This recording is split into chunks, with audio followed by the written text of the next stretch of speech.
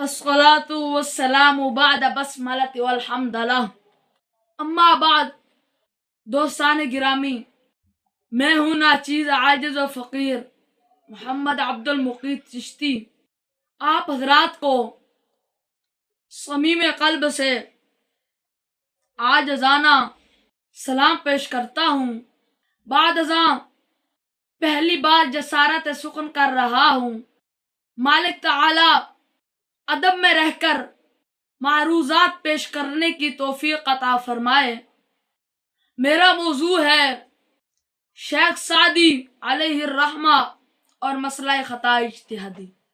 سامعین کرام، آپ کو معلوم ہے کہ غالیوں نے اہل بیت کی طرف خطا اجتہادی کی نسبت کرنے پر کیا طوفان بدتمیزی اٹھا رکھا ہے۔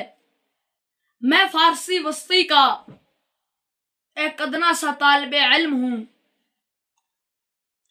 میری گزارش یہ ہے کہ ان لوگوں کو تمام مشائخ اسلام سے نفرت اور گستاخی کا مرتکب ہونا پڑے گا۔ وہ کیسے؟ وہ اس طرح کہ درسیات کی مشہور کتاب بوستان شریف میں، جس کے مصنف حکیم الاسلام شیخ مصلح الدین سعدی شیرازی ہیں، جن کی کتب اخلاق سے دنیا بھر فیضیاب ہوتی ہے، اس کتاب کے چوتھے باب یعنی باب تواضع کے اندر سیدنا مولا علی کرم اللہ وجہہ کا ایک مبارک قصہ شیخ سعدی نے نظم فرمایا ہے، جس کا مقصد شریف امت مسلمہ کو تواضع اور انکساری کا بے مثال سبق دینا ہے۔ اولاً میں اس کا خلاصہ محاوراتی زبان میں بیان کرتا ہوں، اور ثانیاً چند اشعار سنانے کے بعد تبصرہ کی طرف عنان سخن پھیروں گا۔ چنانچہ شیخ شیراز فرماتے ہیں، کسی علمی مشکل میں مبتلا ایک پریشان حال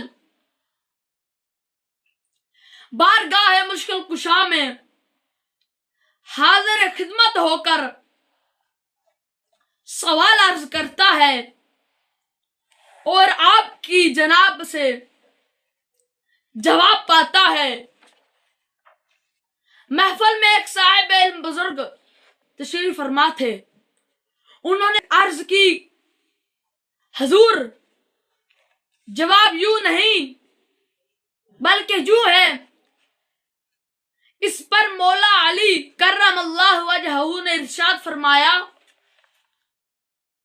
کہ میں خطا پر ہوں اور تو نے جواب با ثواب دیا ہے،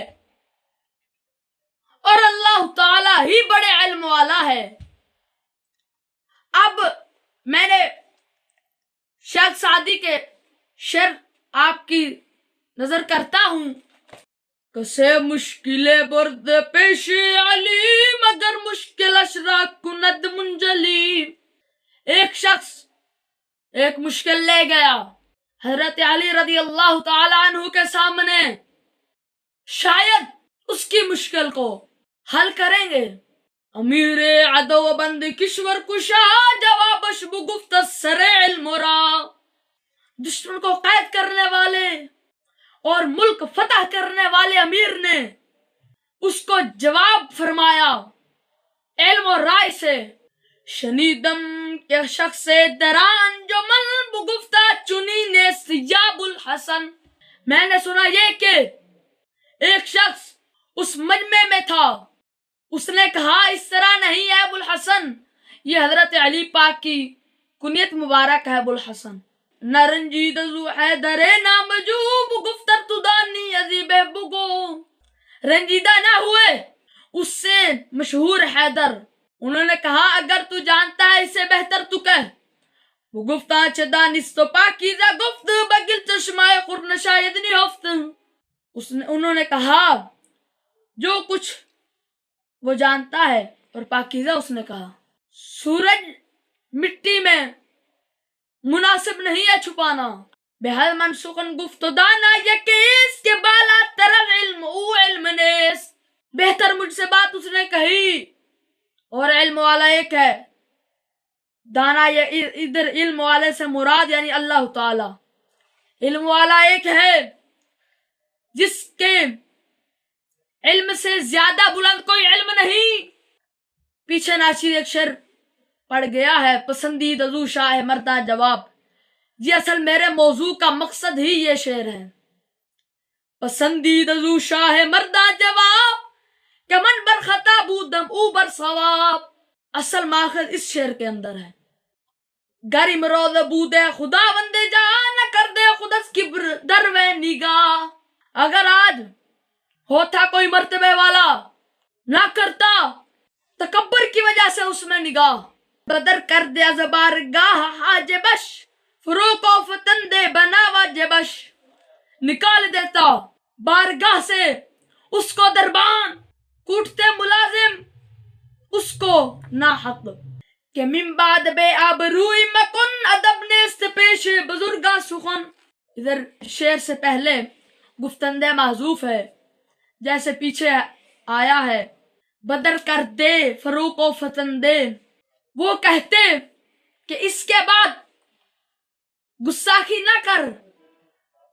ادب نہیں ہے بزرگوں کے سامنے بولنا. یہ کہہ رہا کہ پندار در سر بود پندار ہرگز کے حق بشنود. جس کے سر میں تکبر ہے نہ گمان کر ہرگز یہ کہ حق وہ سنے گا. زی علمش ملالا یا دزواز ننگ شقائق ببارا نروید سنگ. علم سے اس کو تکلیف آئے گی وعظ اور نصیحت سے شرم. پچھلے قرینے کی وجہ سے آگے بھی آیت معذوف نکالیں گے کیونکہ پھول باوجود بارش کے نہیں اگتا پتھر سے. نبی نی کیا زخا کے افتاد خار بروید گلو بش گفد نو بہار.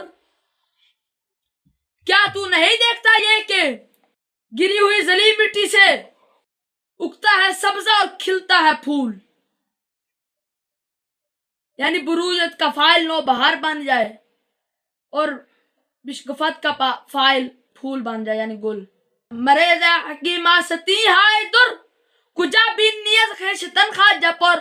نہ گرا اے حکیم وہاں نصیحتوں کے موتی جہاں تو دیکھے تکبر سے خواجہ بھرا ہوا. بچشمے کساندر نیایت کسے کیا خود بزرگی نمایت بسے.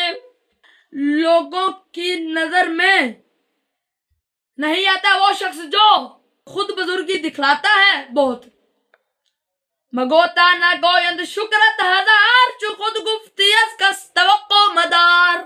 اس نسخے والے نے غلط لکھا ہے. لکھنا نون نفی کا تھا لیکن اس نے بے لکھ دی. نہ کہہ جب تک وہ نہ کہیں تیرا شکر ہزار دفعہ.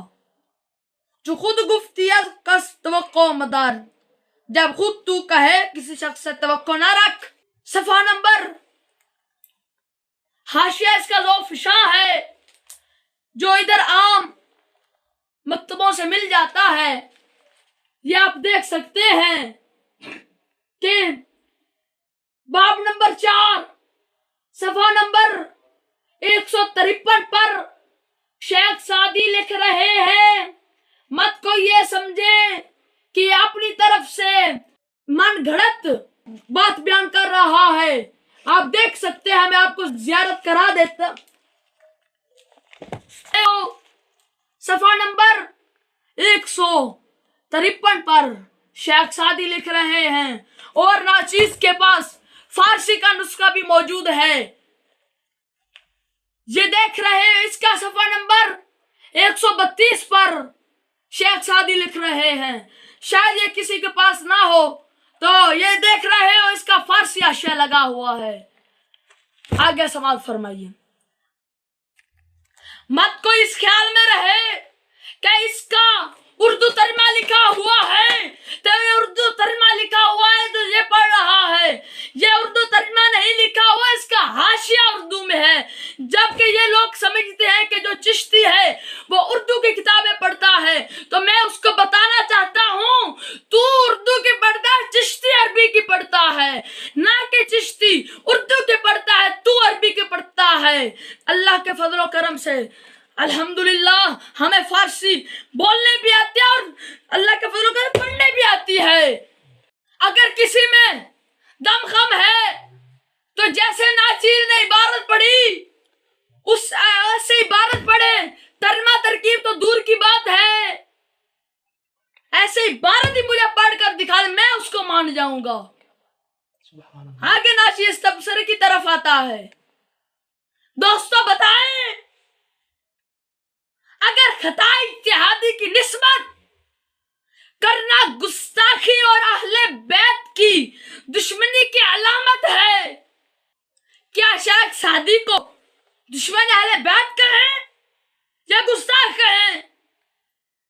جبکہ لوگ جانتے ہیں کہ شیخ سعدی کی اہل بیت کے ساتھ محبت اور ادب کا کیا عالم ہے۔ ان کے یہ اشعار لوگوں کی دعاؤں کی قبولیت کا ذریعہ بنتے ہیں۔ خدایا بحق بنی فاطمہ کے برقول ایمان کنم خاتمہ، اگر دعوت امرت کنی ور قبول، منو دست و دامان آل رسول، منو دست و دامان آل رسول۔ بلغ العلا بکمالہ کشف الدجا بجمالہ، حسنت جمیع خصالہ صلو علیہ وآلہ۔ آگے توجہ فرمائیں۔ حق بنتا ہے ہمارے بزرگوں کے ساتھ ضد اور حسد رکھنے والے شیخ سعدی علیہ رحمہ کو گستاخ جان کر، بلکہ تمام عالم اسلام شیخ سعدی کی مبارک کتب پڑھنے پڑھانے والوں کو گستاخ جان کر ان کی کتب اور ذکر سے محروم ہو جائیں، محروم ہو جائیں، محروم ہو جائیں۔ ناچیز ایک شعر پڑھ کر اجازت چاہتا ہے۔ بری عقل و دانش بباید گریز، وما علینا الا البلاغ المبین۔